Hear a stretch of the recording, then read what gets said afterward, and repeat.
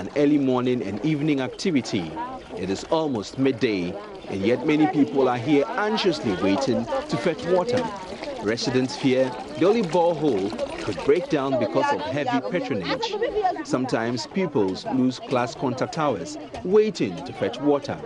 To get water, residents learn the virtue of patience, but after a while, their patience wanes.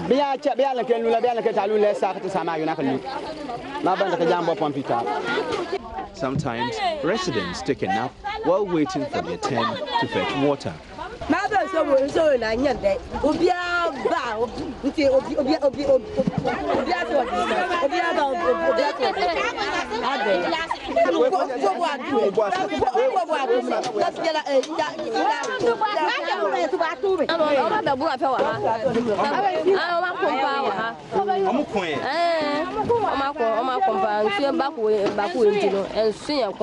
The Kratche in Chimuru District Office says about 25% of residents have no access to potable water.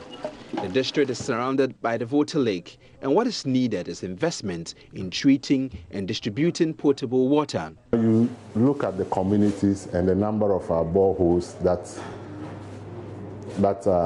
exist in these communities, you realize that it is woefully inadequate. And so we need to provide more. Now you take some communities and you go, the population is over maybe 1,000, and you have maybe one functional borehole. And so you realize that in such a situation, having access to water becomes a problem. And so when it happens that way, it becomes a struggle among those who go to fetch water from these limited boreholes.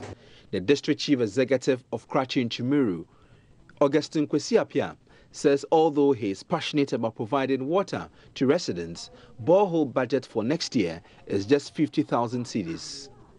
One borehole is going to cost us 7,000, the mechanized one. Some even charge 10,000. So if we have earmarked 50,000, so 50,000 divided by 7,749. So we can only do 7 for 2018. Meanwhile, there are a lot of communities. We have a population of about 72,000 in Kratche and Chimuru. The easiest way would have been to draw from the lake to the communities. But that way, too, is very expensive. Just across the Volta River at Tambai are these thirsty children. In Ghana, diarrhea-related diseases account for 25% of mortality in children under 5 years.